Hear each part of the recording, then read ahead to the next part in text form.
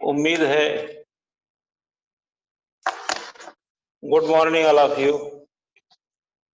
उम्मीद करते हैं कि आपकी उपस्थिति ऑलमोस्ट हो गई है और आज जो विषय है वो देखे होंगे आप क्रमिक तौर पे गवर्नेंस आप समझ चुके हैं, एडमिनिस्ट्रेशन आप समझ चुके हैं। आज बारी है गुड गवर्नेंस को समझने का। हमने इसमें बताया था कि आपको 5 सेक्शंस हैं, गवर्नेंस, गुड गवर्नेंस या उसके बीच में आप एडमिनिस्ट्रेशन डाल दीजिए। Governance, administration, good governance, e governance और डेमोक्रेसी में यानी लोकतंत्र में लोक सेवा की भूमिका, role of democracy, role of civil services in democracy. करीब करीब 1 दर्जन मुद्दे हैं गुड गवर्नेंस के भीतर जो मुझे आपको बताना है। जिस विषय को जब आप पढ़ने चलते हैं तो सबसे पहला क्वेश्चन दिमाग में आना चाहिए, जैसे गुड गवर्नेंस क्या है, व्हाट इज गुड गवर्नेंस। जैसे गवर्नेंस क्या है, एडमिनिस्ट्रेशन क्या है, गुड गवर्नेंस क्या है। आप अगर इसको क्रमिक देखेंगे तो काफी मिलती जुलती बातें आपको मिलेंगी, लेकिन बहुत ही क्रूशियल स्पेसेस ऐसे आएंगे जहां पर आप सब्जेक्ट को एक अलग मोड, एक अलग डिफिनेशन, एक अलग सिग्निफिकेंस, एक अलग इंपॉर्टेंस, एक अलग एनालिसिस, एक अलग डिस्कशन और एक अलग तरीके का चिंतन या फिलॉसफी उसकी आपको देखने को मिलेगी। इसी तरीके से क्रमिक तौर पर गुड गवर्नेंस का आज जो पहला लेक्चर है इसमें भी कई दिन लगेंगे और जैसे आपने गवर्नेंस मुझे लगता है 2-3 दिन में समझाया, फिर एडमिनिस्ट्रेशन 2-3 दिन में समझाया, उसी तरीके से 3-4 दिन इसमें भी लग सकते हैं। और जब आप गुड गवर्नेंस को समझ जाएंगे तो आपके पास अच्छा खासा मेंस एग्जाम चाहे आईएएस का हो या पीसीएस का आपके पास मटेरियल हो जाएगा। आप लिख पाएंगे कि नहीं लिख पाएंगे ये मैं नहीं कह सकता, क्योंकि लिख वो पाता है जो लिखने की प्रैक्टिस करता है। जैसे कहा जाए कि मैराथन तो होते रहते हैं, सब तो दौड़ने जाते नहीं, लेकिन दौड़ना सबको आता है। लेकिन मैराथन में आप दौड़ पाएंगे कि नहीं, ये वही जीतेगा जो प्रैक्टिशनर होगा। तो थोड़ा लेखन की, थोड़ा नहीं, मैं समझता हूं कि ठीक ठाक लेखन की अगर आप प्रैक्टिस में रहें तब सब्जेक्ट की जो प्रोडक्टिविटी है तब आपको ज्यादा समझ आती है। अदरवाइज तो पढ़ने लिखने की चीजों में चाहे अखबार पढ़ लीजिए, मैगजीन पढ़ लीजिए, किताब पढ़ लीजिए, आप पढ़ते जरूर होंगे, लेकिन उसकी प्रोडक्टिविटी तब पता चलती है जब उसका आउटपुट दिखता है। खैर, मैं ऐसा उम्मीद करता हूँ और अभी ये विश्वास करता हूँ कि जो लोग ये क्लास में हैं ये सभी इसको पढ़ रहे हैं और लिख भी रहे होंगे। अब मैं बताता हूँ सुशासन क्या है। जब भी हम कहते हैं, जैसे मैं कहूँ कि सुशासन क्या है, एक ये समझना है। सुशासन व्हाट इज गवर्नेंस, अंग्रेजी वाले हैं और इंग्लिश वालों को पता नहीं, मुझे ये बात कहना बड़ा अजीब लगता है, बट मुझे कहना चाहिए कि आप अगर ये कसम ही खा लिए हैं कि कुछ चीज हम हिंदी में जानेंगे ही नहीं, तो मैं आपको याद दिला दूं कि जो कंपलसरी पेपर हिंदी का यूपीएससी में मेंस में होता है उसमें फेल होने वालों की संख्या हजारों में होती है। और जब उत्तर प्रदेश पीसीएस या उत्तराखंड पीसीएस मुख्य परीक्षा देंगे, मैं इंग्लिश मीडियम के ऐसे विद्यार्थियों को भी जानता हूं जिनको 150 में 11 नंबर भी मिले हैं हिंदी में। मैं ऐसे भी विद्यार्थियों को जानता हूं कि जो हिंदी में अगर 2 नंबर 3 नंबर ज्यादा पा जाते, जैसे 52 नंबर है, 54 नंबर पा जाते तो डिप्टी कलेक्टर बनते, नहीं तो नीचे के पद पे चले गए। तो मैं आपको ये बताना चाहता हूं कि आपकी मातृभाषा है। रामायण महाभारत देखे होंगे, माता कहा गया, माता श्री कहा गया। मम्मी डैडी बोलिए, कोई बुराई नहीं है, बट माता का जो एक परिप्रेक्ष्य उसको मत भूलिए। हिंदी में कुछ चीज, जैसे मैं पारदर्शिता बोल दिया, गलती से हम ट्रांसपेरेंसी नहीं बोल पाए या हमारे दिमाग में नहीं है, तब आपके लिए हो गई मुसीबत की साहब हमको तो पारदर्शिता जो है, ट्रांसपेरेंसी समझी नहीं। और आप जरा कल्पना करिए कि आप जिस अंग्रेजी को जानते हैं उसकी हिंदी नहीं जानते, और जिस हम हिंदी जानते हैं और अपेक्षा करते हैं कि उसकी सब अंग्रेजी मुझे आती, तो हमें तो हिंदी और अंग्रेजी दोनों आ रही है। अगर हमने कहा ट्रांसपेरेंसी तो अंग्रेजी हो गई, लेकिन आपको हिंदी पता नहीं है, लेकिन हमने कहा पारदर्शिता तो हम तो आपसे ज्यादा जान गए ना। तो भाषा आज देखें होंगे कि 1 दर्जन भाषा राजा राम मोहन राय जानते थे, और ये कब की बात है? 200 साल पुरानी बात। तो ये बेइज्जती मत महसूस करिए कि आप अंग्रेजी जानते हैं, हिंदी जान लेंगे तो कोई इज्जत का सवाल हो जाएगा, बेइज्जती का सवाल हो जाएगा।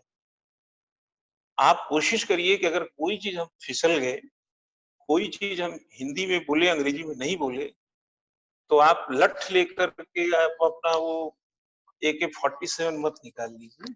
आप अपनी कमियों को अपने अंदर झांकिए।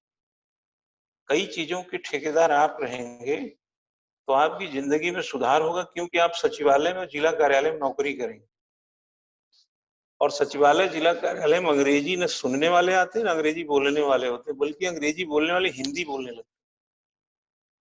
तो मैं मीडियम आप अंग्रेजी रखिए एग्जाम में, बट बात समझने की कैपेसिटी दोनों में रखिए। क्योंकि मैं मूलतः हिंदी मीडियम का हूं, तो मेरा फ्लो बिगड़ जाता है अंग्रेजी हिंदी के चक्कर में, न ही में रह जाते न सी में रह जाते, बिगड़ जाता है। तो मुझे लगा था कि एक बार बोलूंगा आपको, कुछ आप भी थोड़ा सा माथे पर बल डालिए। हमने बल वल डाल करके थोड़ी बाहुबली बन गए हैं, अब थोड़ी बारी आपकी है। पढ़िए, लिखिए, और जरूरत पड़े तो, अब जैसे हमने डिस्कशन बोल दिया, जैसे सब कुछ चर्चा बोल दिया, जैसे टिप्पणी बोल दिया, यार इतना तो भलमनसाहत के कारण जान लेना चाहिए, टिप्पणी कर रहे हैं, कमेंट, चर्चा कर रहे हैं, डिस्कशन। हाँ, अब हम बोल दिए विकेंद्रीकरण, या हमने बोल दिया डिसेंट्रलाइजेशन, तो अंग्रेजी हिंदी वाले से पूछिएगा तो डिसेंट्रलाइजेशन की हिंदी बता देगा विकेंद्रीकरण, लेकिन विकेंद्रीकरण बोल दें तो जरूरी नहीं कि अंग्रेजी वाले वो बता पाए। मेरे बच्चे 2 हैं, इंग्लिश मीडियम में पढ़ते हैं, लेकिन मेरे बेटे से जाके पूछिए कि 69 क्या होता है, 79 क्या होता है, वो फट से बता देगा 69 69 होता है। हमारा तो ये मत है कि भैया देखो, आप चाइनीज भाषा भी जान जाओ, लेकिन मौसी से प्यार करो, कोई बुराई नहीं, लेकिन माँ को मत भूलना। ठीक है, अब आते हैं विषय पर। ये मैं आपको थोड़ा धमका रहा था, थोड़ा समझा भी रहा था, और थोड़ा सलाह भी दे रहा था कि दोनों के साथ रहिए, आगे बड़ा काम आएगा। जब मुख्य परीक्षा देंगे तब मेरी इस बात का बहुत फर्क पड़ेगा। हिंदी वालों को भी मैं कह रहा हूं कि अंग्रेजी जानिए, क्योंकि आपको भी अंग्रेजी का पेपर देना होता, और अंग्रेजी वालों को भी कह रहा हिंदी जानिए, क्योंकि आपको हिंदी का भी पेपर। बाद में पता चला कि आप सब किए धरे हिंदी और अंग्रेजी में फेल होके आ रहे हैं। एक विद्यार्थी उत्तराखंड में है, मैं नाम नहीं लूंगा, आज वो डिप्टी एसपी हैं कोचिंग के ही, उनके हिंदी में बहुत खराब नंबर आए, सेलेक्ट नहीं हुए। मैंने उनके साथ मेहनत करके हिंदी ही पढ़ाया अगली बार, कि किसी तरह अंग्रेजी मीडियम के थे, हिंदी में ही वो पास हो जाए। 50 नंबर 150 में लाना रहता था, तो उनका किसी तरह हमने हिंदी में सिखा के, लिखा के, कंप्यूटर में हिंदी का प्रयोग ऐसे लिखना, विलोम पर्यायवाची, ऐसे सब करा धरा किया गया, पास हुआ, डिप्टी एसपी के पद पे, बल्कि अभी इसमें ट्रेनिंग भी चल रही है। मैं अभी ज्यादा नहीं बोलूंगा, आगे मैं आता हूं सुशासन क्या है। फिर हम जब सुशासन क्या है की बात करेंगे, तो फिर हम सुशासन के निर्धारक तत्व बताएंगे कि सुशासन को कौन व्यक्ति बेस्ट देता है, कि क्या हो जाए कि ये गुड गवर्नेंस। कोई चीज तो होती होगी जो गुड गवर्नेंस की, ठीक है। सुशासन की जो आवश्यकता है वो पड़ी ही क्यों? आप कभी अपने मन से एक सवाल कीजिए कि सुशासन की आवश्यकता क्यों पड़ी? ठीक, सुशासन प्राप्ति के क्या साधन हैं?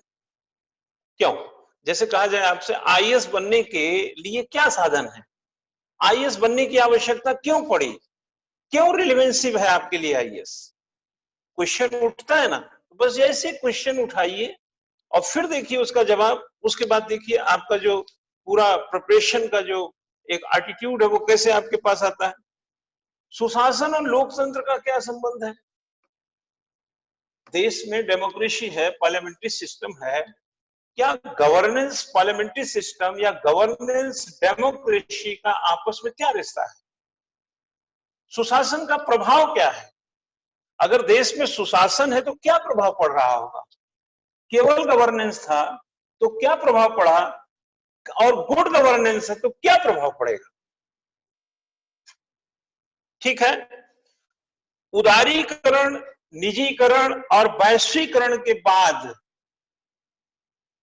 का सुशासन, उदारीकरण 24 जुलाई 1991, निजीकरण, वैश्वीकरण, एलपीजी बोलते हैं, लिबरलाइजेशन, प्राइवेटेशन और ग्लोबलाइजेशन, एलपीजी के बाद good governance, good governance after LPG, L means liberalisation, P means privatisation और जी मीन्स ग्लोबलाइजेशन के बाद क्या इंपैक्ट है? सूचना का अधिकार और सुशासन, क्या 2005 में जो राइट टू इंफॉर्मेशन आया वो क्या गुड गवर्नेंस था?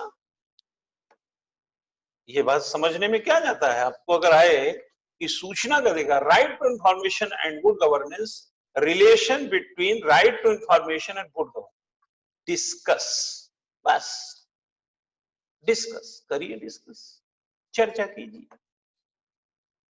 सिटीजन चार्टर सुने हैं? सिटीजन चार्टर, नागरिक समाज, सिविल सोसाइटी, नागरिक समाज और सुशासन जुड़ते रहिए।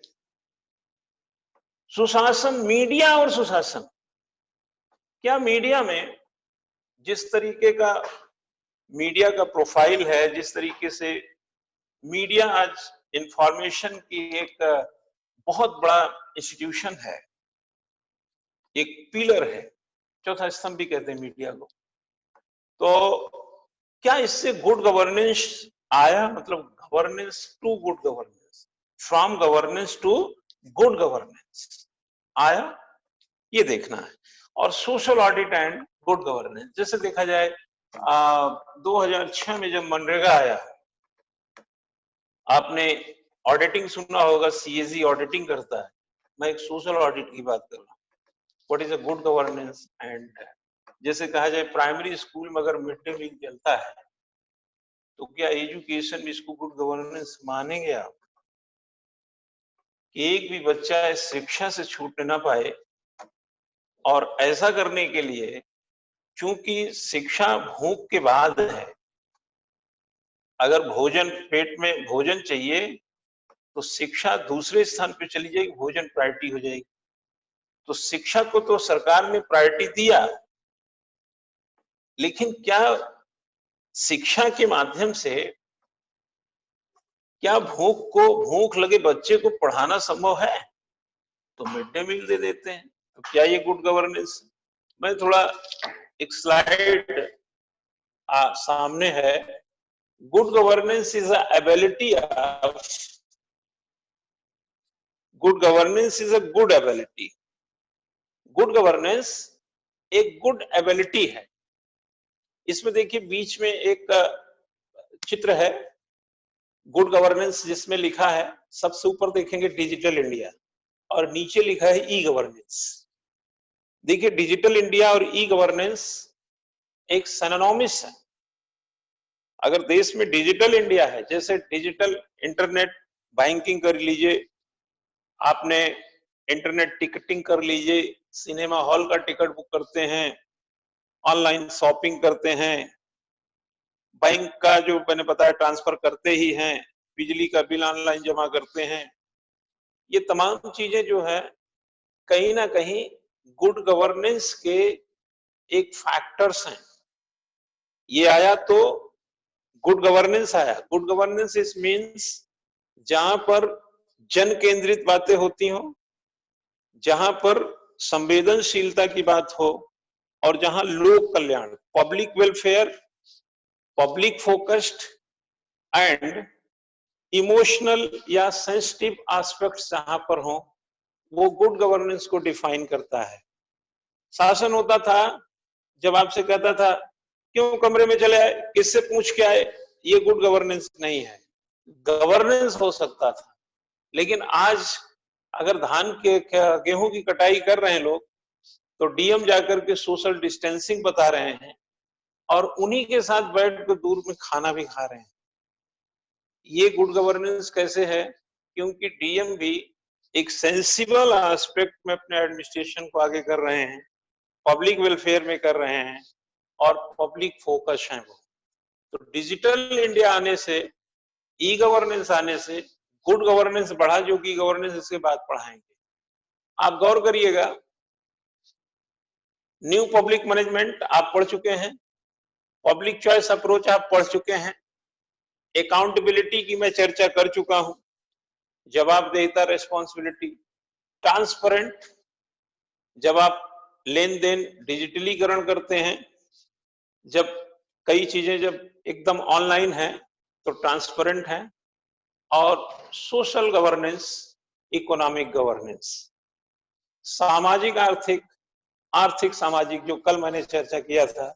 हमारा जो एडमिनिस्ट्रेशन है वो एडमिनिस्ट्रेटिव बिहेवियर करता है, सोशल बिहेवियर भी करता है और इकोनॉमिक बिहेवियर भी करता है।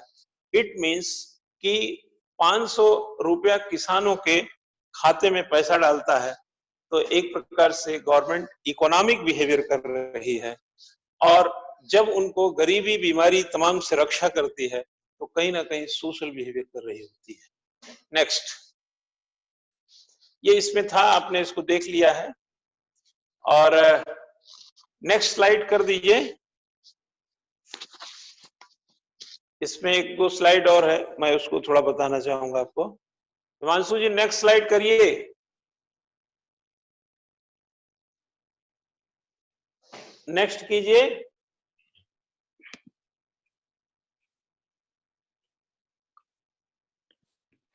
सर ये 3 ही स्लाइड दी थी आपने। ये हेलो हेलो जी सर। नेक्स्ट कीजिए। एक सर ये है। ये तो छोटा हो गया भाई ये। हिमांशु जी सर।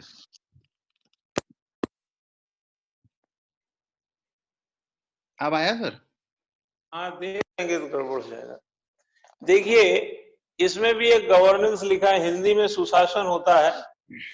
इसमें आप देखिए ऊपर लिखा है भागीदारी, ऊपर अगर आप देखेंगे भागीदारी लिखा है और नीचे अनुक्रियाशीलता लिखी हुई है। अनुक्रियाशील, अनुक्रिया मतलब एक प्रकार से आप इसको एप्लीकेबल एस्पेक्ट का चीज समझें कि जब व्यक्ति, जैसे हम आप आपस में क्रिया कर रहे हैं, तो इसमें कैसे होगा, जनता की भागीदारी होगी तो सुशासन आएगा। और जनता की भागीदारी आप मतलब एक छान सकते हैं कहां कहां जनता की भागीदारी है। सिविल सोसाइटी क्या है? जनता ही है। सिटीजन चार्टर किसके लिए बनाया गया? जनता के लिए बनाया गया। विकेंद्रीकरण कैसे हुआ? जनता ही उसमें इन्वॉल्व हुई, इसलिए लोकतांत्रिक विकेंद्रीकरण उसको बोला जाता है। 73वां संविधान संशोधन की बात कर सकते हैं।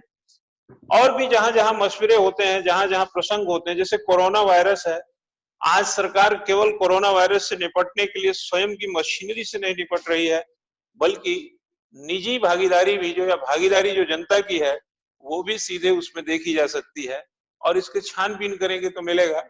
इधर से चल रहे हैं, विधि का शासन है, डायसी का रूल ऑफ लॉ है, तो गवर्नेंस है। क्योंकि रूल ऑफ लॉ में आप देखेंगे कि सबके लिए बराबर कानून होता है। अगर कानून किसी के लिए ज्यादा किसी के लिए कम होगा तो गुड गवर्नेंस नहीं होगा। और जैसे उत्तर कोरिया वगैरह में गुड गवर्नेंस सोच नहीं सकते आप, लीबिया में सोच नहीं सकते थे, इराक में सोच नहीं सकते थे, मिस्र में सोच नहीं सकते थे, और भी बहुत सारे अभी भी तानाशाह और ऐसे कंट्री मिल जाएंगे जहां गवर्नेंस ही नहीं, गुड गवर्नेंस तो छोड़ दीजिए। गवर्नेंस है भी तो तानाशाह का गवर्नेंस है, वो डेमोक्रेसी वाला गवर्नेंस नहीं है। नेक्स्ट आता है दक्षता व प्रभावशीलता।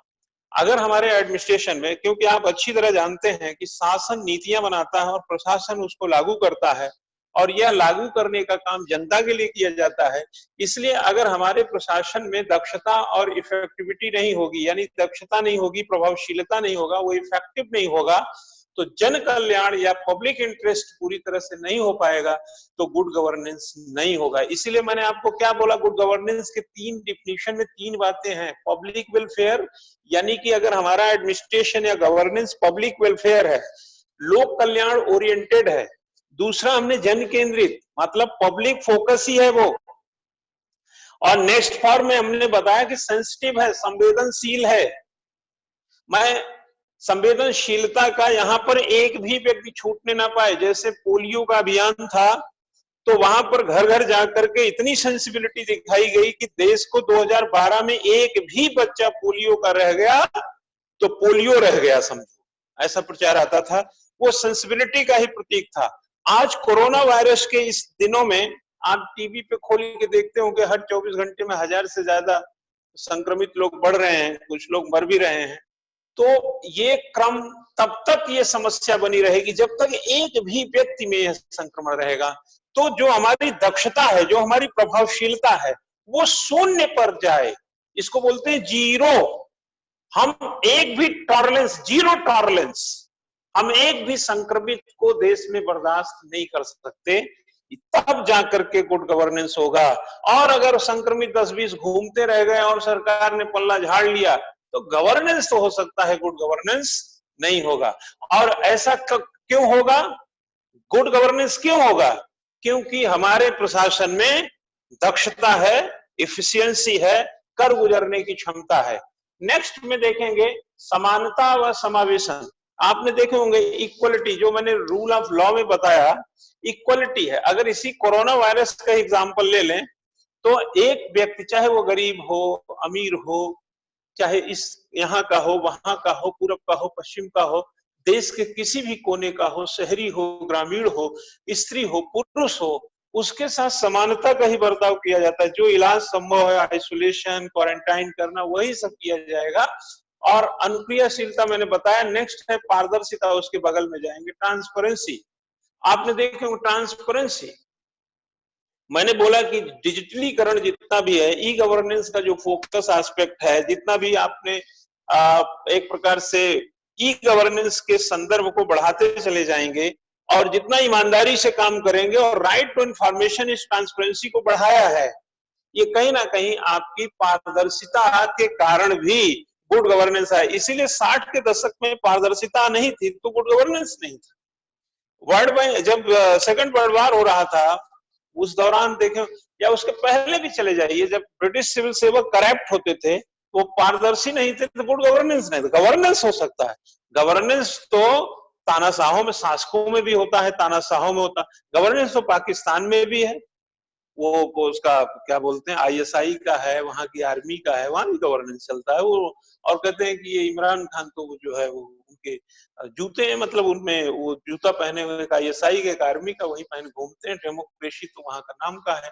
तो कहने का मतलब है कि गवर्नेंस वहां भी, गवर्नेंस से कोई, दुनिया का कोई भी देश, कोई भी क्षेत्र गवर्नेंस से अछूता नहीं है।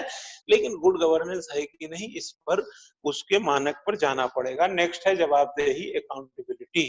अकाउंटेबिलिटी जहां तय होती है, गवर्नेंस वहां पर होता है। और अकाउंटेबिलिटी इस बात का है कि वहां पर नियंत्रण है, अंकुश है, और जो वहां की शासन व्यवस्था है उसका दबाव है, और पब्लिक इंटरेस्ट में ए टू जेड जो चीजें गवर्नमेंट करना चाहती है उसका वहां पर अनुप्रयोग होना। और मैतक उन्मुखता, मैतक का मतलब यहाँ मैतक ओरिएंटेड, जैसे बोलते हैं ना, हम पर्सनलिज्म नहीं है, हम एक प्रकार से मैतक, अपने पर नहीं निर्भर है।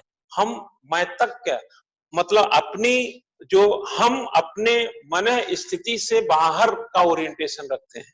जैसे सड़क बन रही हो, अगर हम उसमें पैसा कमाने का विचार रखें तो ये मैतक ओरिएंटेड नहीं होगा। पब्लिक पर अगर पूरा काम करने की बात करें तो मैतक ओरिएंटेड हो जाएगा। ये तमाम चीजों से हमने क्या एक दृष्टिकोण लिया। और दूसरा इसका आशय ये भी निकाल सकते हैं, जो संभव है कि कर सकते हैं आप, कि एक व्यक्ति का जो संवेदनशील सोच है, वह यह है कि वह किसके लिए बना है, वही काम करना है। समझ रहे हैं ना, जैसे आप प्रशासक हैं तो उसके लिए बने। नेक्स्ट अगर कोई हो तो दिखा दीजिए, शायद 2-3 था इसमें। सर 3 हो गई। ठीक एक है, हाँ जी सर, तो मैं अब थोड़ा सा बात लिखाने पढ़ाने के साथ भी कुछ करूंगा।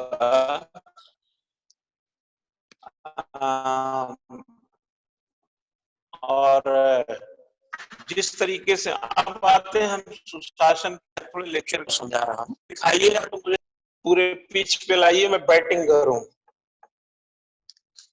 देखिए सुशासन जो है एक मैंने जैसे बोला जन केंद्रित, क्या है, पब्लिक सेंट्रलाइज है, पब्लिक फोकस है। तो आप क्या कर, गवर्नेंस लिखेंगे, गुड गवर्नेंस। कल ये खुला रह गया भैया और ये सूख गया, ठीक है, इसको बोलते हैं गरीबी में आटा गीला होना। एक तो मार्कर ला नहीं पा रहे हैं, दूसरे खुले खुले सूख गया है। ये देखिए गुड गवर्नेंस, आप समझ लीजिएगा इसी में, इसके 3 हम सेक्शन बनाएंगे। पहला, हिमांशु जी इसको पूरे स्क्रीन पे करिए, चित्र पूरा स्क्रीन नहीं ले रहा है। देखिए गुड गवर्नेंस में पहला हमने किया पब्लिक फोकस, दूसरा लेंगे क्या, वेलफेयर सेंसिबिलिटी, यानी कि हमने पब्लिक जो जनता पर केंद्रित, लोक कल्याण और संवेदनशील शासन व्यवस्था, good governance. What is a good governance? Good governance is a public focus, comma, public welfare and sensible governance system is a sensible government system, that is a good governance. जहां पर, अब आगे बढ़िए, जहां पर विधि का शासन होता है, जहां पर संविधान और लोकतंत्र के मूल्य की रोपाई होती है, और जहां पर जनता की भलाई के लिए सब कुछ किया जाता है, उसे हम बोलते हैं गुड गवर्नेंस। हिमांशु जी कहीं चले गए क्या आप? जी सर इसको बोलिए। पूरा सर, पूरा दिखाई दे हमको। स्क्रीन में 4 सेक्शन बना है, मैं कोने में दिख रहा हूँ छोटा सा, और मुझे ऐसा लग रहा है कि मैं दिख ही नहीं रहा हूँ बच्चों को। नहीं सर, आप पूरा तो देख। वो थोड़ा आप ठीक कर दीजिए अगर संभव हो। ठीक है, जी सर। क्यों दिक्कत आ रही है ये? सर आपकी साइड से है। हेलो, हाँ जी सर। ये 4 सेक्शन बन गया। ये शासन केंद्र बिंदु क्या है, सुशासन। जैसे एक हो गया सुशासन क्या है, कभी कभी डिस्टर्बेंस का बयान कहा जाता है कि तो आधारभूत मापदंड है सुशासन के, उसमें अगर टेक्निकल कोई फॉल्ट हो रहा है तो इसका मतलब गुड गवर्नेंस हम लोग इससे भारत बैंक में जाते हैं, सर्वर ढीला हो गया, फिर वो क्या बोलते हैं, फॉर्म भरते हैं तो पता चला फॉर्म में इंटरनेट नहीं चल रहा है। तो ऐसा कुछ जैसे होता है वैसे हम भी, तो हम लोग भी गुड गवर्नेंस के पर ही फोकस कर रहे हैं, तो उसी में थोड़ा हो रहा है। अब आता है कि गुड गवर्नेंस एक सेंट्रलाइज पॉइंट ऑफ व्यू से देखें तो ये नागरिक और उसका सशक्तिकरण है, सिटीजन्स एंड उसका एम्पावरमेंट। बच्चा यहाँ पर बिल्कुल ये लाइन अगर क्लियर कर लोगे ना तो ताउम्र तुमको काम आएगी। पहला काम क्या करना है, गुड गवर्नेंस क्या है बताना, पहला लाइन में ही लिख देना, जन केंद्रित, लोक कल्याण और सुशासन। क्या लिखोगे, जन केंद्रित, कामा, लोक कल्याणकारी और संवेदनशील शासन व्यवस्था सुशासन है, अंग्रेजी में बता चुका हूं। फिर उसके बाद लास्ट में लिख, जहां कानून का शासन होता है, जहां लोकतांत्रिक मूल्यों की रोपाई होती है, जहां संविधान के मूल्यों को पराकाष्ठा उसकी प्रबल होती है, वहां पर सुशासन पाया जाता है। और आगे क्या करोगे, सुशासन नागरिकों को सशक्त करने का काम करता है।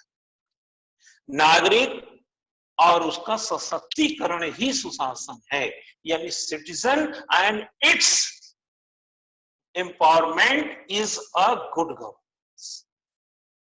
ओके, अब आता है कि गुड गवर्नेंस के कुछ हम डेरिवेशन एस्पेक्ट देखें।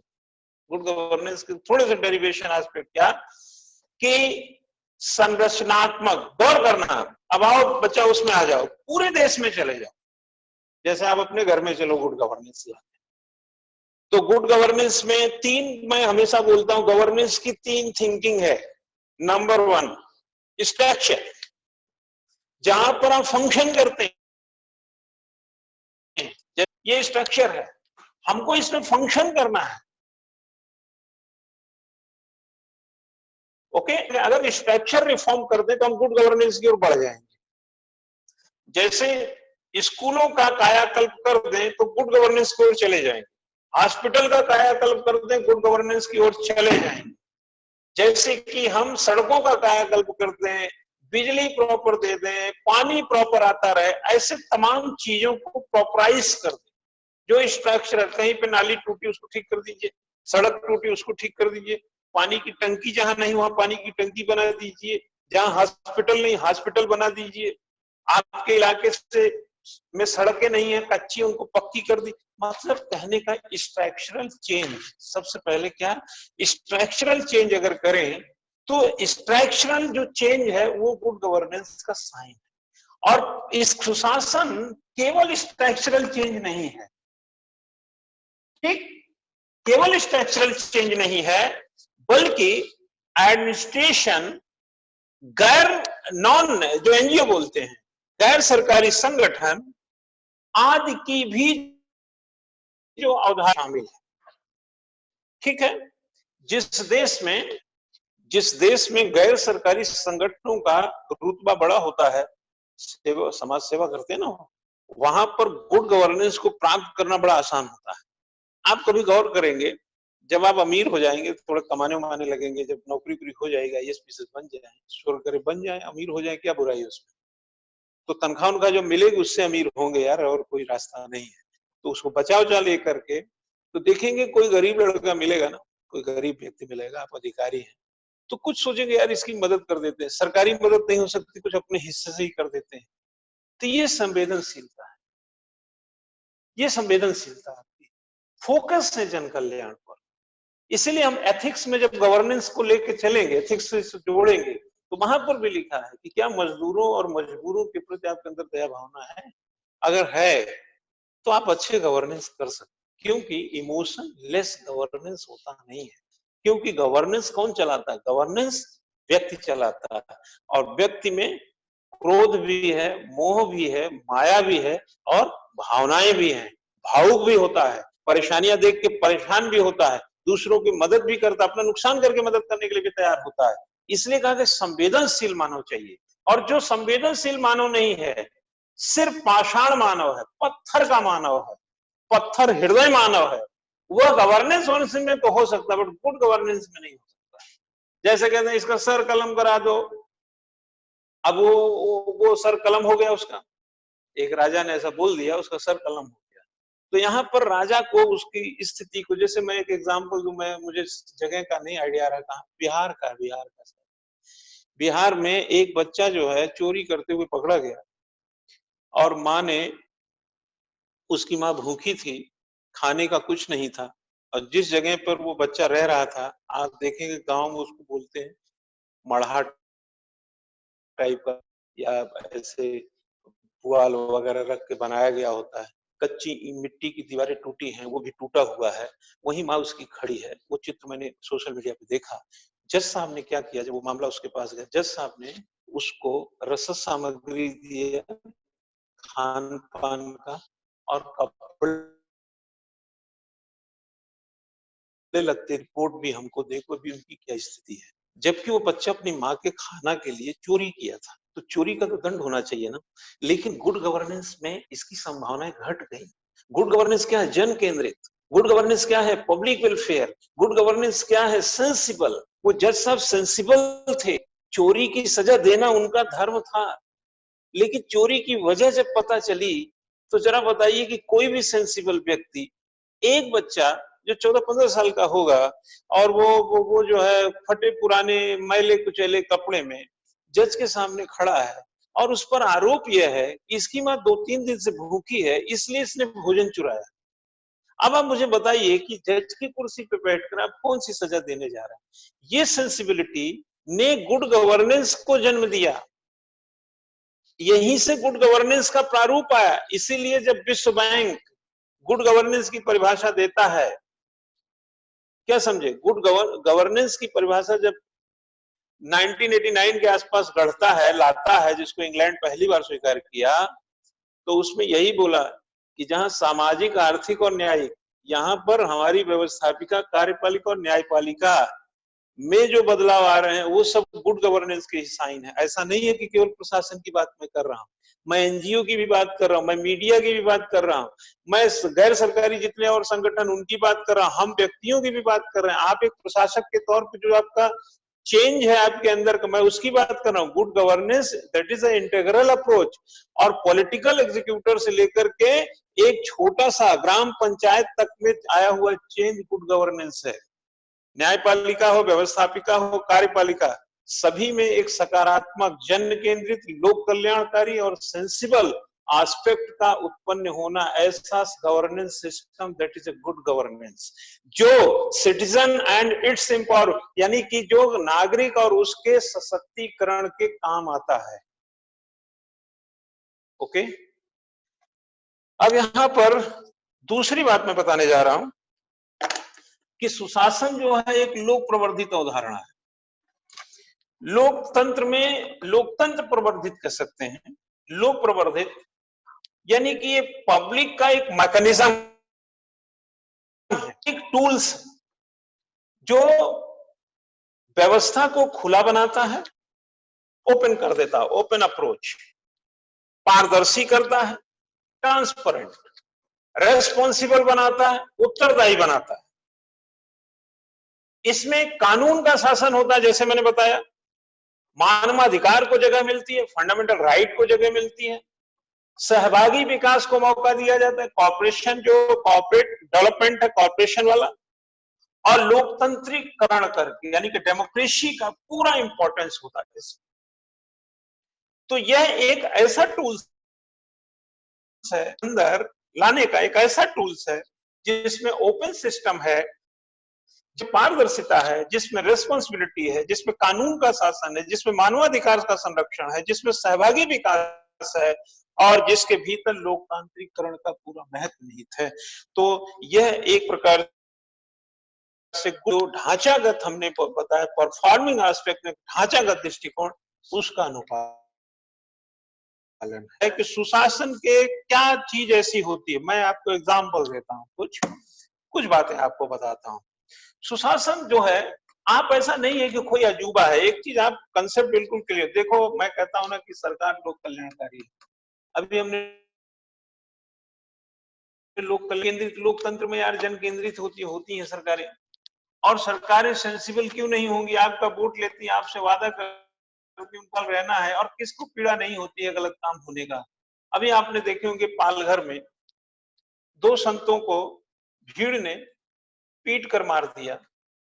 आप अपने हृदय से पूछिए, क्या ये गुड गवर्नेंस है? ये तो ठीक से गवर्नेंस भी नहीं है। डेमोक्रेसी में जहां हम पब्लिक वैल्यू की बात कर रहे हैं, जहां पब्लिक सशक्तिकरण की बात कर रहे हैं, जहां हम एम्पावरमेंट की बात कर रहे हैं, जहां हम कानून में सबके बराबरी की बात कर रहे हैं, वहां पे मॉब लिंचिंग के चलते 2 संतों को, इतने 70 वर्ष के सीनियर सिटीजन थे, कुछ 35-40 साल के बीच भी थे कोई, उनको दौड़ा दौड़ा कर आपने लाठी डंडों से कितने दर्द भरी मौत दिया आपने, और आप बात करते हैं कि गुड गवर्नेंस है। ये गुड गवर्नेंस नहीं है। अगर आपको आलोचना करना है तो पालघर का उदाहरण गुड गवर्नेंस नहीं है। चाहे गलती पुलिस की हो, चाहे गलती राजनीतिक सत्ता की हो, चाहे वहां स्थानीय तंत्र की हो, आफ्टर ऑल अगर 2 संतों की निर्मम हत्या इस तरीके से की जाएगी, तो ऐसे शासन व्यवस्था को अच्छा तो आप कहेंगे ही नहीं, बल्कि ऐसे शासन व्यवस्था की नीतियों पर उंगली उठाना स्वाभाविक है। तो जिस तरीके से, अब दूसरी चीज आप यहां पे देखिए कि जिस लोग को सशक्तिकरण की बात कही जाती, जिस पब्लिक को पब्लिक एम्पावरमेंट की बात कही जाती, आप जरा कल्पना करके देखिए कि वो पब्लिक किस चीज से इंपावर्ड है? हिंसा से। जहां पर पब्लिक के भीतर हिंसा हो वहां गुड गवर्नेंस नहीं हो। पब्लिक में शिक्षा हो, पब्लिक में gentleman theory, article 51A fundamental duty, उन्होंने ड्यूटी का पालन नहीं किया। कानून का शासन, डायसी का क्या है? कानून का शासन। कोई माई का लाल किसी की जान नहीं ले सकता। अगर किसी ने किसी के लिए नुकसान किया है तो उसके लिए कानून का शासन है, रूल ऑफ लॉ है, इंडियन पीनल कोड बने हुए हैं, ये न्यायपालिका बनी हुई, कानून बने हुए हैं। ऐसे नहीं कर सकते कि सड़क पर डंडा लाठी उठाया और एक कमजोर व्यक्ति को या किसी संत महात्मा को आप पीट के हत्या कर दिया। ये सिविलाइजेशन और ये जो डेमोक्रेसी के भीतर जो गुड गवर्नेंस की हम तमाशा का काम करते नहीं है, ये गुड गवर्नेंस, ये रूल ऑफ लॉ का उल्लंघन, डेमोक्रेसी में जो फ्रीडम मिला है उसका उल्लंघन है। लोगों ने अपनी ड्यूटी का सही पालन नहीं किया, लोगों ने कानून अपने हाथ में लिया, तो होगी जब उनके जो भी प्रक्रिया है। लेकिन जो घटनाएं घट गई, ये दाग तो हो गया ना, ये गुड गवर्नेंस नहीं। तो सरासर एक जैसे तानाशाही चल रही है कि किसी को पकड़ो और लाठी डंडे से सड़क को पीट दो, नेवर। तो जब आपको आलोचना करना हो, एक तरफ जहां एक भी व्यक्ति देश में ना हो, इसकी लड़ाई चल रही है। इतना बड़ा लोकतंत्र में लोगों को इतना बड़ा महत्व, गरीब हो, अमीर हो, स्त्री हो, पुरुष हो, या गांव का हो, शहर कहीं का हो, बच्चा हो, बूढ़ा हो, जवान हो, कुछ भी हो, अगर कोरोना हुआ है, ड्यूटी हो गई स्वास्थ्य गई सरकार की, ड्यूटी हो गई शासन प्रशासन की कि उसके हेल्थ की चिंता की जाए। और दूसरी तरफ ये गुड गवर्नेंस, जो अभी मैंने बोला, ये गुड गवर्नेंस की घटना हो, जो बैड गवर्नेंस, वो गवर्नेंस जो रक्षा दे। मानवाधिकार कहां गया? अभी तो बोला मानवाधिकार को संरक्षण, उन संतों का मानवाधिकार क्या है? कोई भी सड़क पे डंडा मार देगा, कोई भी जान ले लेगा, ये सुशासन नहीं है, मानवाधिकार का उल्लंघन है, कानून का उल्लंघन। लोकतंत्र के भीतर जो हमको जीने का अधिकार मिला है, आर्टिकल 21 में जाइए,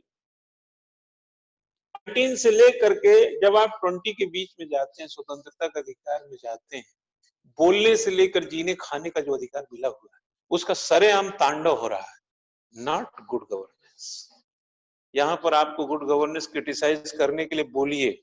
और जहां मैं एक जज साहब का उदाहरण दे रहा हूं कि एक बच्चा चोरी करता है, मॉब लिंचिंग, चोरी की करके किसी की हत्या हो जाती है और एक चोर को पकड़ा गया, उसके घर रसद सामग्री भेज दी जाती। एक ही घटना, देखिए किस तरीके से घटनाएं घटित हो रही। एक तरफ संवेदनशीलता का वो पराकाष्ठा जहां गुड गवर्नेंस पोषित होता है, और एक तरफ हिंसा का वो तांडव जहां की शासन शर्मसार। और आप भी इसके बीच से गुजर रहे हैं। ध्यान रखना कि जिस रास्ते से गुजरते हो, तुम्हारे पैर के निशान वहीं छूट जाते हैं। रास्ता नहीं चाहता, हमेशा मंजिल की दौड़ होती है, लेकिन कभी कभी रास्ते पर मंजिल बोना पड़ता है, और रास्ते पर मंजिल वही बो सकता है जो संवेदनशील हो। बचाने वाले लोग कहां थे? पुलिस के लोग कहां थे? शासन प्रशासन के कहां थे? हर चौराहे पर लॉकडाउन है, लोग खड़े मिल रहे हैं। 2 संतों को, ड्राइवर सहित 3 लोगों को सरेआम सड़क पर हत्या कर दी गई, और इतनी देर तक वहां पर धमा चौकड़ी चली। और अगर शासन खुलापन कहां है? कहां है पारदर्शिता? जो प्रशासनें होती हैं, वहां पर पालघर में उन सभी का लोप था, इसलिए वह सुशासन तो छोड़िए, एक निकृष्ट किस्म का वहां पर पद्धति जो है पब्लिक ने शासन के रूप में दिखाया। सरकार को वहां पर जो उसकी प्रकटीकरण होनी चाहिए वो नहीं दिखी। जिम्मेदार कौन होगा? कौन होगा जिम्मेदार? शासन और प्रशासन। डानहम ने क्या कहा है? यदि हमारी सभ्यता नष्ट होती है तो ऐसा प्रशासन के कारण। यदि संतों को जान से मार दिया 20 सड़क पे लाठी डंडों से, तो इस सभ्यता को नष्ट करने वाले जो बचा नहीं सके वो जिम्मेदार। अब क्या करेंगे? कुछ का इस्तीफा होता है, कुछ का सस्पेंशन होता है, 100 कुछ पकड़े गए हैं, 10-5 छूटेंगे, कुछ पे मुकदमा होगा, फिर सुन। क्या समझे?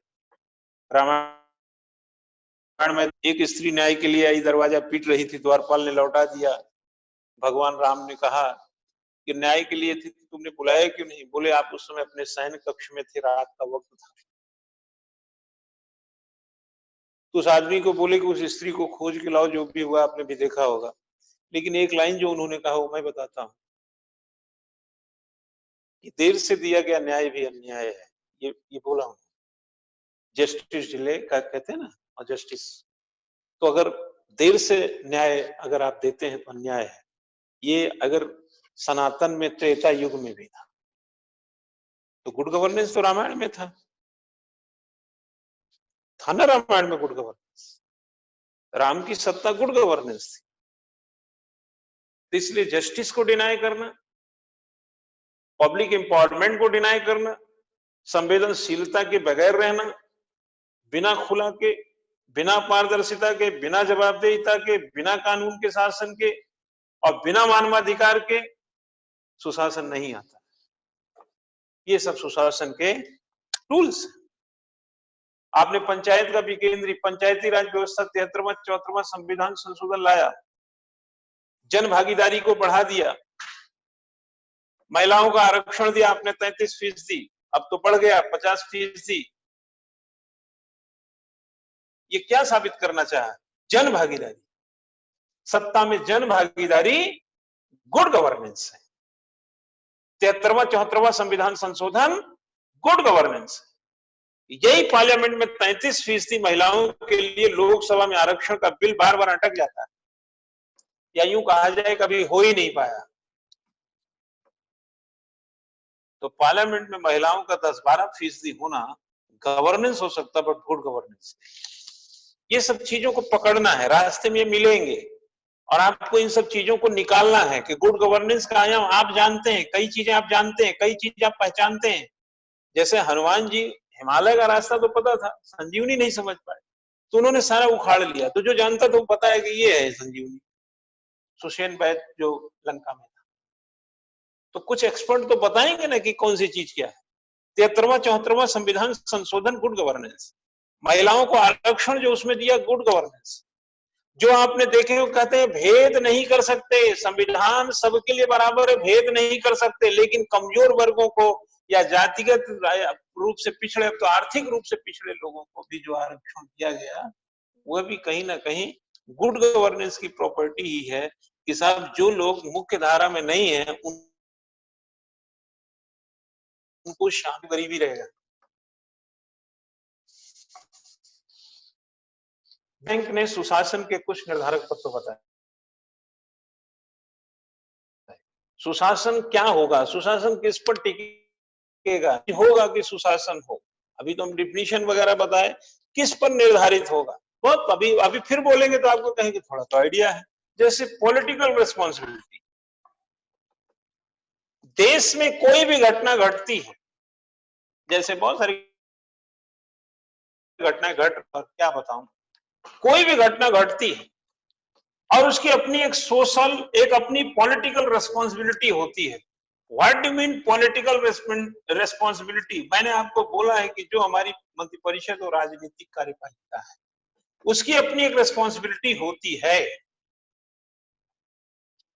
क्या समझे? अभी आपने देखा होगा कि जब महाराष्ट्र में जो घटना पालघर में घटी, उसको ले करके चैनल के द्वारा सरकार में शामिल कांग्रेस के दल के अध्यक्ष जो सोनिया गांधी से सवाल वगैरह कितना बवाल मचा।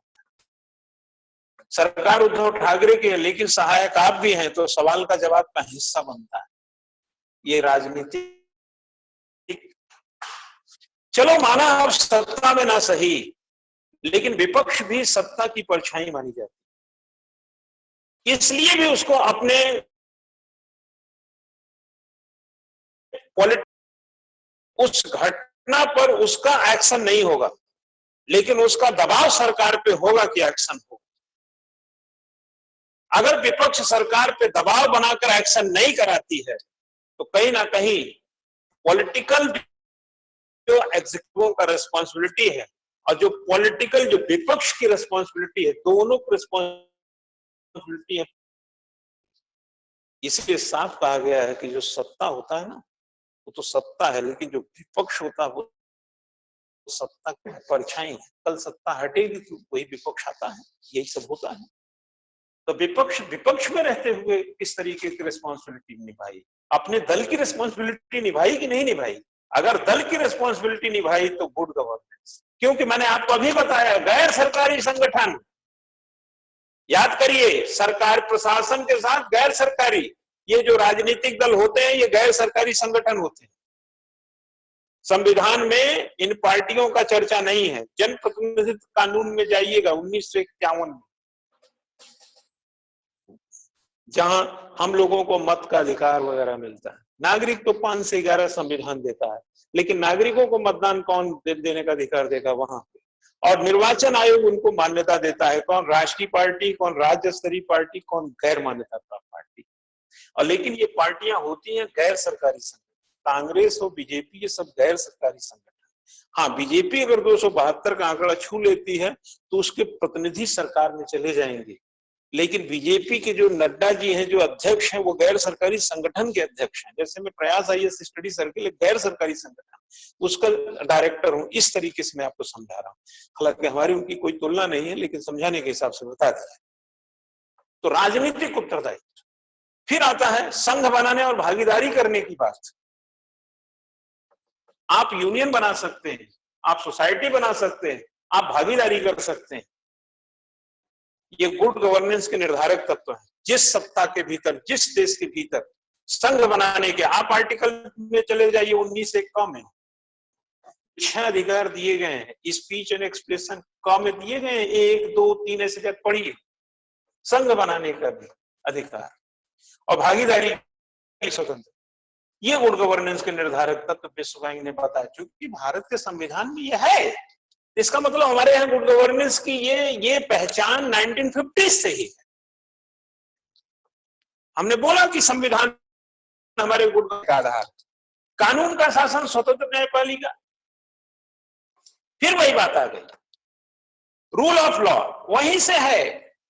और स्वतंत्र न्यायपालिका आर्टिकल 50 में चले जाइए तो 26 जनवरी 1950 के जब संविधान लागू तब से ना मेरे भाई, हम उसको अब चूंकि वर्ल्ड बैंक ने कहा कि ये होता है गुड गवर्नेंस के निर्धारक, तो ये तो हमारे संविधान में पहले ही से लिखा हुआ है। और नौकरशाही की जवाबदेहिता, जो पब्लिक सर्विस है उसकी अकाउंटेबिलिटी, अभी अकाउंटेबिलिटी हम जवाबदेहिता की बात कर रहे थे, ये सब चीजें हैं तो गुड गवर्नेंस है। सूचना और अभिव्यक्ति की स्वतंत्रता के लिए right to information 2005 speech and expression article 19(1)A में चली जाएगी तो आपको मिलता ही है। कार्यकुशलता और प्रभावशीलता, ठीक है, कार्यकुशलता और प्रभावशीलता ये नौकरशाहों में नहीं थी। क्योंकि नौकरशाहों में क्यों नहीं थी? क्योंकि नौकरशाह अभिजात समझते थे, अकर्मण्य समझते थे, जनता को अपने से अलग समझते थे। वो समझते थे कि वो बड़े सभ्य हैं, बड़े समझदार हैं, बड़े से बंगले में रहते हैं, बड़ी सी गाड़ी में चलते हैं। ये जनता तो ऐसा ही है, अभिजात तो वही है। ये कहीं ना कहीं औपनिवेशिक सत्ता की एक प्रकार से उस पर शैडो पड़ी हुई थी, जो समय के साथ हटने में थोड़ी टाइम लग गई, जिसकी चर्चा हम इसके पहले एडमिनिस्ट्रेशन जब पढ़ा रहे थे तो बाखूबी कर चुके हैं। आक्रमणता हट गई, उसके अंदर अभिजातपन चला गया। जैसे हमारे आपके बीच में कोई अंतर नहीं है। मैं यहाँ से पढ़ा हूँ, बहुत बड़ा तुर्रम खां उनके, और आपको ऐसे ही समझ लूं तो ये भैया नहीं होने वाला है, ये गुड गवर्नेंस भी नहीं होगा। तो ये चीज में बदलाव उदारीकरण के बाद आप देख सकते हैं।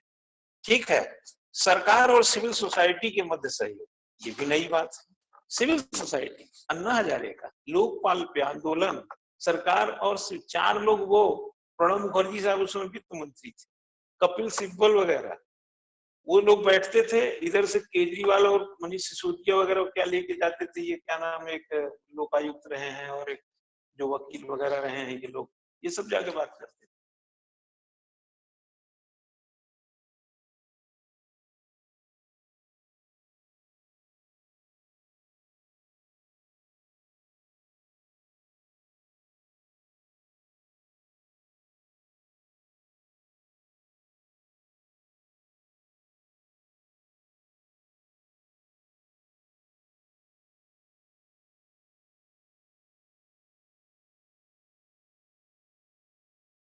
क्या था वो चीज आप अन्ना हजारे के मूवमेंट से देख सकते हैं। और मानव अधिकार का संरक्षण, जिस देश में, जिस शासन के भीतर ह्यूमन राइट का प्रोटेक्ट किया जाता है, वहां गुड गवर्नेंस है।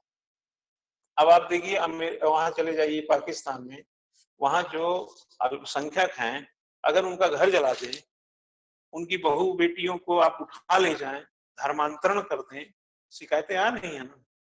भारत जो हिंदू वहां के हैं या सिख हैं, उनके साथ हो रहा ना गड़बड़ी। ठीक, और कोरोना वायरस वहां भी फैला हुआ है, वहां देखिए क्या अफरा तफरी मचा है। तो क्या ये मानव अधिकार का संरक्षण है? जब नहीं है तो गुड गवर्नेंस। अब इनमें से जो मैंने आपको 7-8 बातें बताई, इनमें से अगर कोई चीज का अभाव है तो गुड गवर्नेंस नहीं है। संयोग से देखा जाए तो भारत में कई चीजों की यहाँ पर पूर्ति दिखती है, इसलिए भारत में गुड गवर्नेंस की बात कही जा सकती है। लेकिन भारत में राम राज्य ही है, ये मैं नहीं कह रहा। राम राज्य होता तो पालघर में घटना नहीं होती, समझ रहे हैं ना। राम राज्य में ऐसी घटनाएं नहीं होती। गांधी राम राज्य की परिकल्पना किए थे, जहां हिंसा और सत्य की प्रयोगशाला होती है, वहां पे राम राज्य आता है। जहां हिंसा और झूठ और फरेब धोखाधड़ी का यहाँ पर बिल्कुल बड़े बड़े विश्वविद्यालय चले, वहां पर राम राज्य नहीं होता। हाँ, इसको दूर कर दीजिए, आ जाएगा राम राज्य। और राम राज्य तो आदर्श है भैया, आदर्श को कहाँ मिलेगा। कोई गांधी बनने चलेगा तो गांधी जैसा कुछ बन जाएगा, 10-20% गांधी होंगे, 40-50 हो जाएंगे, लेकिन 100% आप ही गांधी हो जाएंगे, वो गांधी रिप्लेस हो जाएंगे, ये नहीं होने वाला। तो जो गांधी जी ने रामराज्य की संकल्पना की, वो सुशासन का पीक था। इसलिए कह सकते हैं कि भारतीय राष्ट्रीय आंदोलन के उन दिनों में गांधी जी के द्वारा अवधारित और कल्पित सोच राम राज्य से निहित जो थी, वह सुशासन की पराकाष्ठा थी।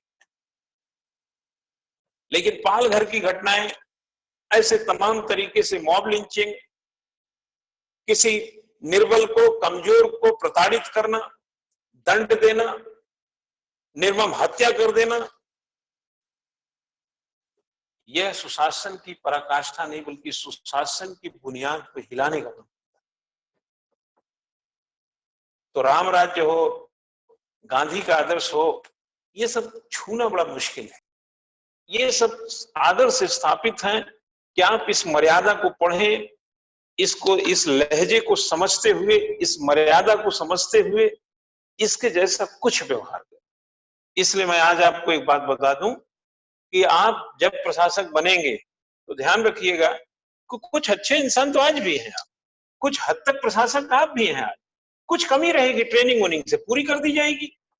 तो आपके अंदर मानव अधिकार का संरक्षण, क्या आप उत्पाती हैं, क्या आप हिंसक हैं? नहीं, आज भी आपके अंदर दया भाव है। किसी रिक्शे वाले को देखते हैं, किसी गरीब को देखते हैं, किसी परेशान को देखते हैं, आपका हृदय द्रवित होता है, आप सुशासन की राह पर हैं। तो ऐसे ही संविधान में निहित बहुत सारी बातें जो विश्व बैंक ने 1989 वगैरह में बोला, वो चीज पहले से हमारे देश में थी, तो वो सुशासन में काम कर रही थी। जो चीज और बोला वो बाद में वक्त के साथ हो गया, तो हमारे यहाँ एक पुख्ता सुशासन की राह खुल गई। आज अमेरिका में चले जाइए, क्या रंग भेद नहीं है? जिस रंग भेद को गांधी जी अफ्रीका में पूरी जिंदगी तबाह कर दिया, उसको मिटाते मिटाते वो रंग भेद क्या आज अमेरिका में नहीं है?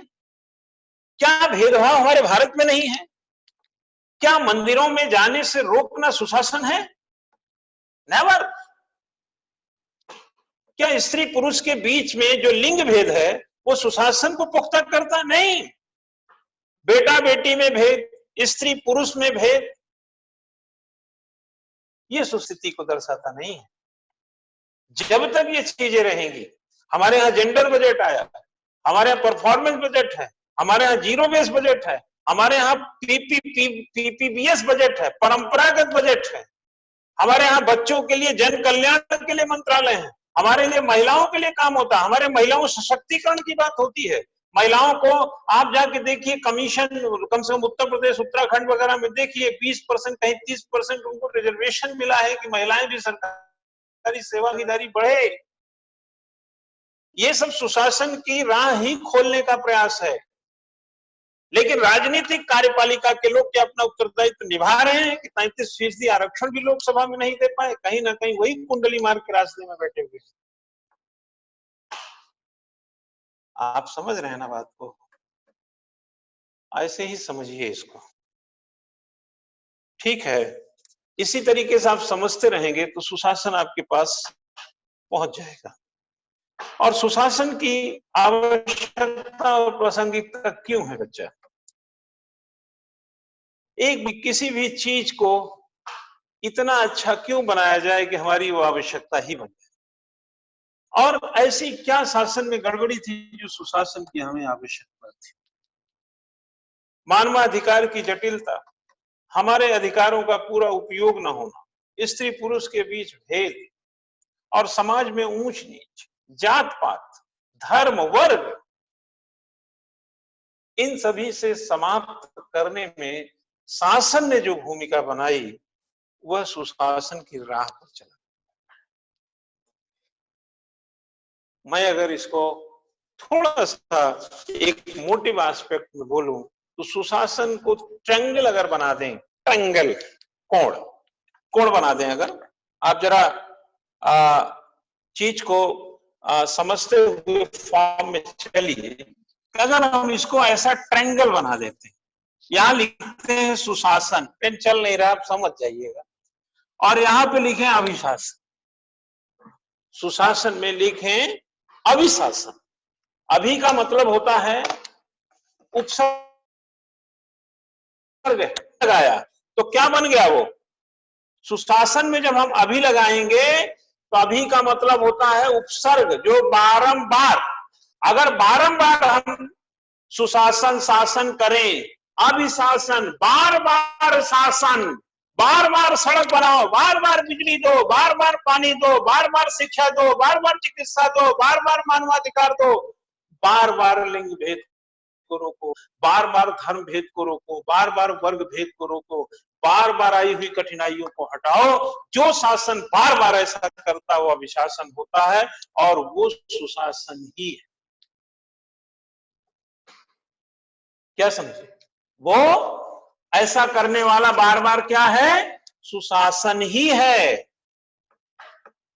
दूसरा, लोक प्रवर्तित अवधारणा, सुशासन को अगर हम पब्लिक मैकेनिज्म मान लें, ऐसा मैकेनिज्म, ऐसा टूल्स जो कानून के शासन है, जो संविधान सम्मत है, जहां मानवाधिकार है, जहां खुलापन है, जहां पारदर्शिता है, जहां उत्तरदायित्व है, जहां जन केंद्रित व्यवस्था है, जहां लोक कल्याणकारी है, जहां पे संवेदनशीलता है, वह सुशासन है। क्या समझे? वह सुशासन ही। अभिशासन हो, लोक की चीज हो, वो सभी के केंद्र में सुशासन ही है।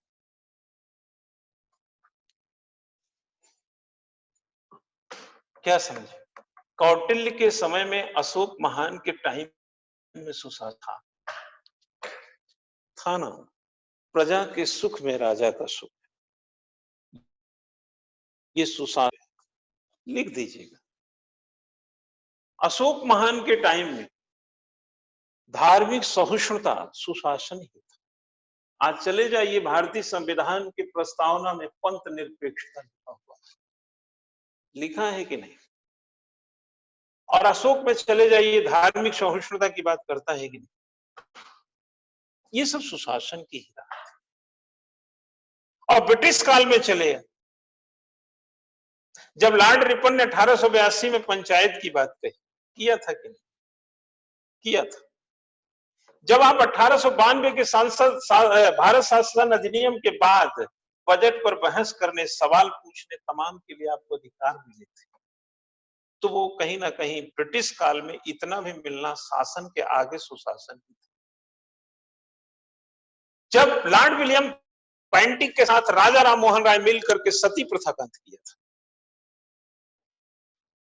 बाल विवाह का अंत किया था, तो जितना शासन था उस समय ईस्ट इंडिया कंपनी का, उसके भीतर थोड़ा सा सुशासन बाहर। जब इस देश में इंजीनियरिंग कॉलेज बने, विश्वविद्यालय बने, तब कहीं ना कहीं शिक्षा और चिकित्सा या तमाम चीज, हॉस्पिटल बने, शिक्षा और चिकित्सा में सुशासन के उसी शासन, उस औपनिवेशिक शासन के भीतर जो बदलाव था वो उस हिस्से के, उसके अनुपात का सुशासन। इसलिए मैंने बोला प्रशासन सदा विस्तारशील विषय है। ध्यान रखना कि जवाहरलाल नेहरू जब इस देश के प्राइम मिनिस्टर थे ना, तो मंगल में जाने की कल्पना नहीं की। पेट में रोटी चली जाए ना, यही हमारी एक हैबिट पड़ रही थी। इसरो कहां था? इसरो पहले बनाओगे ना, पहले इसरो बनाओ, फिर वहां से मंगल की बात सोचो। आज अगर कोई भी यान, कोई भी हम सैटेलाइट भेजते हैं, विफल हो जाता है, तो हम साइंस को क्वेश्चन उठा देते हैं। लेकिन एक जमाना था कि साइंस इतना सा था, आज इतने में भी हम इतना कर रहे हैं, उस समय इतने में ही इतना होना सुशासन था। जब आप 10वीं में बहुत अच्छे नंबर लाए थे ना, तो उस उम्र के अनुपात में सबसे अच्छे विद्यार्थी। 12वीं में फिर 12वीं का अनुपात। अब आप ये तो नहीं कह सकते कि सर मेरे बीए में तो नंबर कम आए, लेकिन 10वीं में जाके देखिए बहुत नंबर। 10वीं में हम देख चुके हैं, जब 10वीं में थे आप। अब आप ये मत कहिए 80 में, 60 में, 2020 का सुशासन। अगर कोई कहता है कि 2020 में ये 80 में ये नहीं था, हम 80 की तुलना नहीं करेंगे। हम 2020 का 2018, 19 से तो कर सकते हैं, 80 से नहीं कर सकते। युगों का तुलना युगों से अगर करेंगे तो एक जगह शासन मिलेगा, दूसरी जगह उसकी तुलना बहुत अंतर मिलेगा। आप कल्पना करिए ना कि आपके घर में साइकिल कब आई थी? चलो साइकिल आपके आगे नहीं आएगी, ये हमारा बजाज कब आया था? स्कूटर। और जब आप 7,000 5,000 का घर में, बहुत पुराना, पहले इसने कही आता रहा होगा स्कूटर, 5,000 का अगर स्कूटर आया होगा ना, तो उस गांव के सबसे बड़े रईस आदमी आप ही रहे उस तुलना में। लेकिन आज अगर स्कूटर ला दीजिए तो नहीं, आज मर्सिडीज वगैरह ला दीजिए तो क्या पता हो जाए। अब चूंकि सबके पास कार है ना, होंडा सिटी उटी तो रखे हैं, उससे बड़ी कार लाओगे तभी तो कुछ बड़ा होगा। अब तो वो भी होंडा सिटी, तुम भी होंडा सिटी, दोनों सिटी। तो जो कल्पना सुशासन की गई, उसमें आप पाएंगे तो जो एक प्रकार से हमारी आवश्यकता क्यों पड़ी, मैं अब यहां पे आ रहा था कि हमारी नीड क्यों है, सुशासन को लेकर के हमारी नीड क्यों। सुशासन इसलिए चाहिए कि आर्थिक राह में रुकावटें बहुत हैं, उसको दूर करें। जैसे खुलापन लाएं, खुलापन लाना होगा, पारदर्शिता लाना होगा, तभी तो रुकावटें हटेंगी।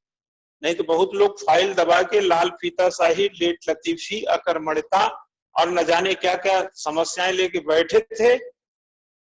तो सुशासन के राह के ये रुकावट थी। आवश्यकता क्या पड़ी? वक्त के साथ सबके मानवाधिकार के, सबके विकास की, सबके भीतर शिक्षा, चिकित्सा, सुविधा, जन केंद्रित विकास, किसानों में सुधार, मजदूरों में सुधार, युवाओं में सुधार, वृद्धों में सुधार, बच्चों में सुधार, पोलियो अभियान से लेके कोरोना वायरस तक को उन्मूलन करने की जो कवायद है, उसके बीच में अगर कोई रुकावट है तो उसको दूर नहीं करेंगे होगा। जैसे हॉस्पिटल ने हॉस्पिटल बनाइए, दवाई नहीं है दवाई बनाइए, मास्क नहीं है मास्क बनाइए, ये सब अगर रुकावट रहेगी तो लड़ाई अधूरी रहेगी। इसलिए आवश्यकता क्यों पड़ी? क्योंकि मार्ग में, सुशासन के मार्ग में जो रुकावटें थी, वही सुशासन को लाने के लिए बाध्य किया।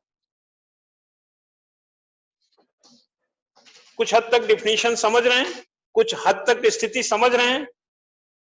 अगर इस हद तक स्थिति समझ रहे हैं तो मैं सुशासन के साधन भी बताएंगे। थोड़ा टाइम लग रहा है, आज हो रहा है, और कुछ क्वेश्चंस वगैरह भी लेने हैं आपके, इसको मैं